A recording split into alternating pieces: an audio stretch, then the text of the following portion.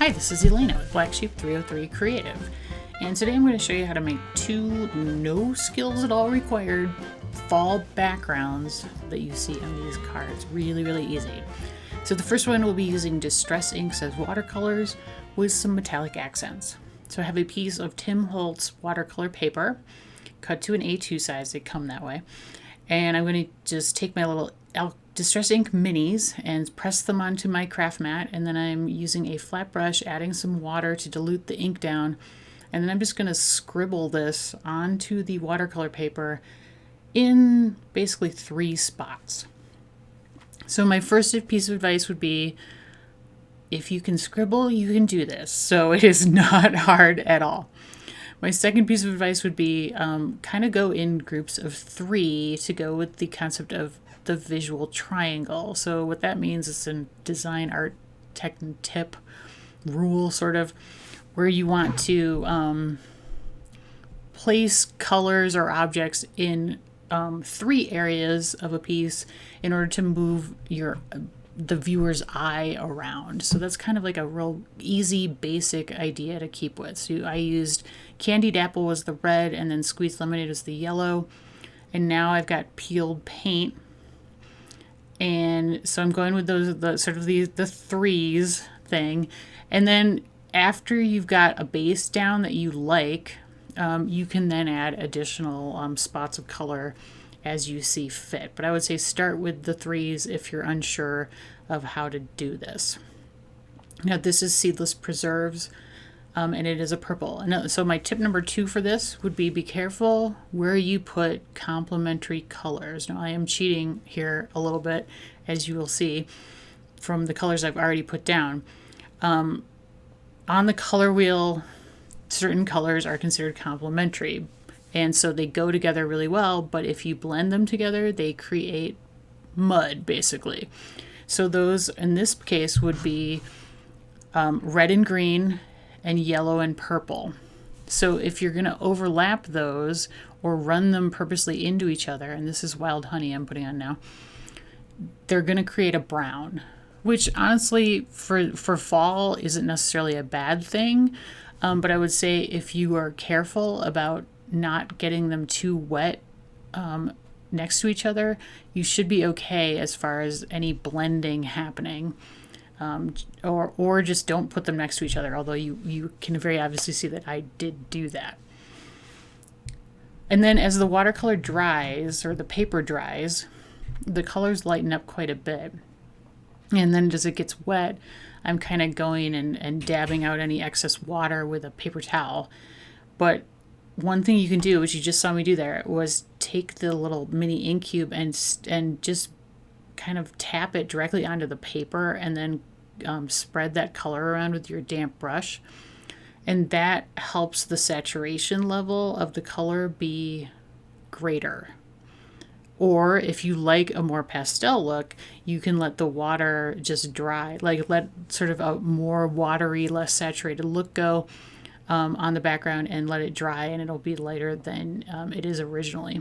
Now this last color is Aged Mahogany, and I'm going to add a splash up there on the top for my visual triangle again.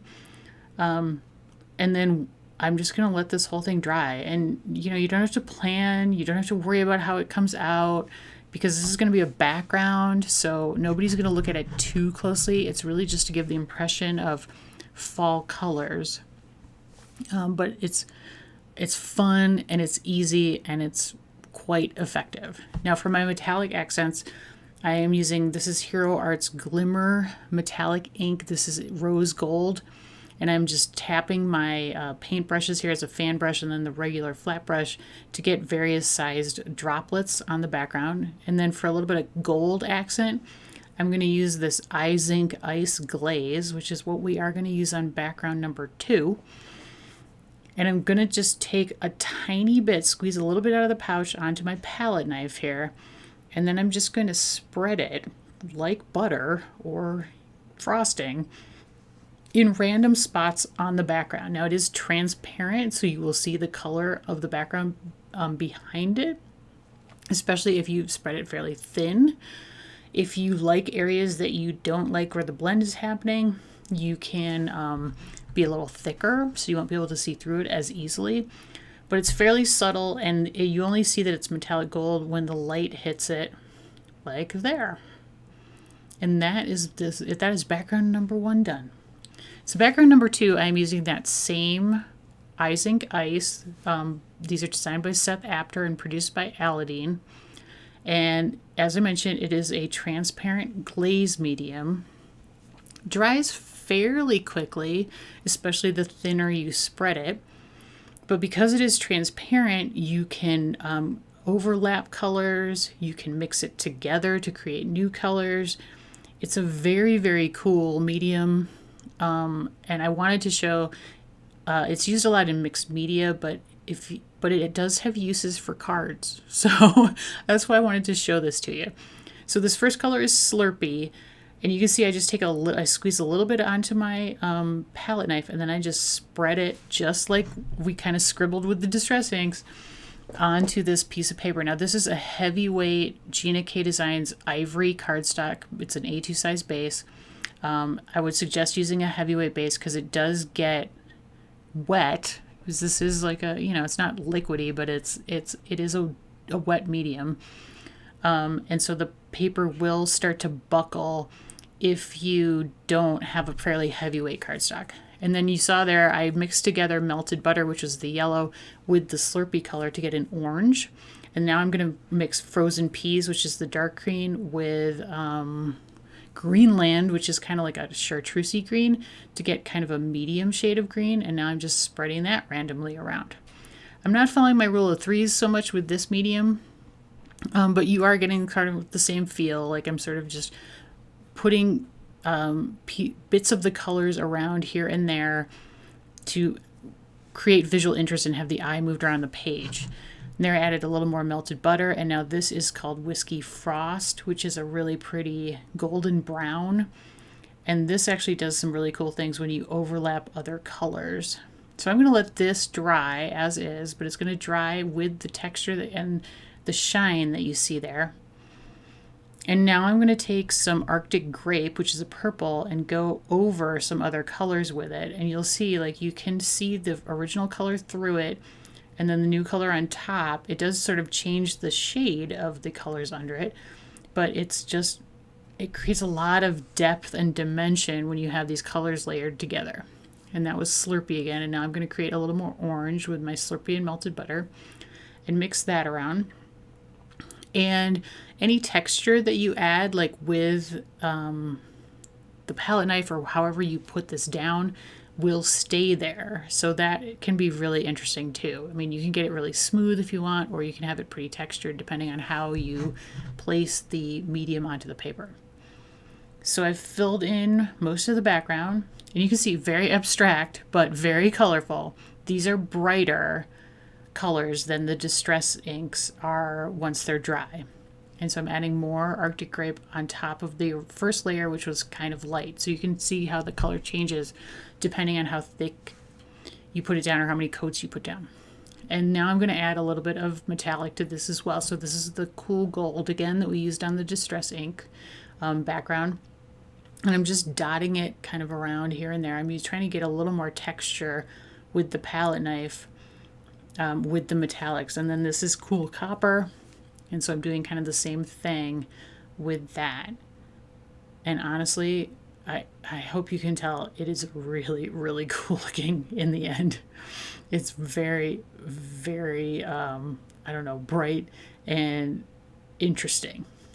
So I highly suggest, if you have not tried that medium, get some. It's cool. Okay, now here's our totally dry distressed ink background. And we're going to use this to make a card. And then this is an SVG file that will be available as a free download until October 15th. The link is in the video description and over my blog. After that, it will become available in what will hopefully be my Etsy shop. It's going on an A2 size card front or card base. That thanks banner comes from the Leafy Layers die set by Concord and Ninth. The thanks actually comes in the banner, and I just never cut them apart, so it makes it really easy to run it through my die cutter. That's on metallic gold Gina K cardstock with some plum punch that's going to go behind it. The card base is an A2 size top folding vertical card base out of that same ivory cardstock that we used with the ice glaze. This is a piece of Gina K Designs dark chocolate cardstock. I cut out the SVG file using my brother's Scan and Cut. I like the idea of dies that are the size of a card front. However, those are never all that inexpensive. So I decided, why couldn't I make my own? So I designed this one. And then I also have a slimline version that you will see at the end that will also be available in the download of the SVGs. Much less expensive to purchase it that way and cut it out with my cutter than to buy the die. Even though those dies are amazing, but you know, I can't afford to buy all of them. So I decided I would design some of my own. So I hope you will check those out. But I've just adhered that down with some art glitter glue, liquid adhesive, to the Distress ink background on top of that. So you can see now why doesn't need to be any rhyme or reason to the background, because the colors are suggesting fall behind the leaves. It doesn't matter like what order the colors are in or anything. It's just giving you the feeling of fall through the color scheme of the inks that we used. And now I'm going to just adhere this to my card base with some tape runner. It is going to be, I do need to trim off a little of that card base, which I will do. Didn't show you that. That's a little boring, right? And then I'll just adhere the thanks banner across the front. And then as a final step, I'm going to add a few sequins, copper and gold sequins, to sort of highlight the copper and gold metallic we have going on in the background, as well as to just highlight the fall idea as well. And that's the completed card. And I did the ice one exactly the same. I'll explain in a second. So here is the one we just completed. So hopefully you can see some of the gold on the background, and then the sequins are nice and sparkly. This is the ice card, now brighter and different. Hopefully you can get a good look at that, because it's different, but it's cool. I did use Concord and 9th eggplant cardstock for the leaf SVG. And then I have the same sequins, but it's a metallic copper banner with lemon drop cardstock behind the thanks.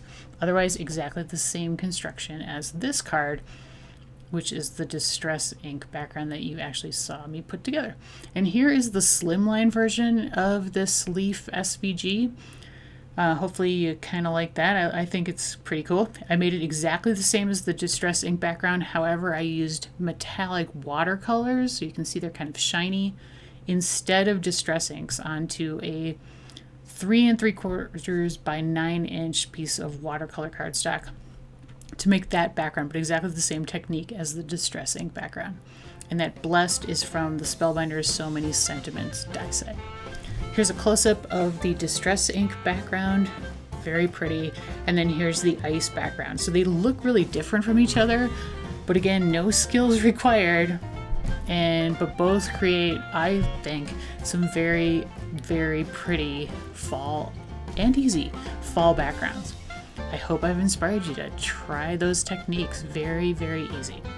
Thanks so much for watching. As always, supplies are linked in the video description and over on my blog.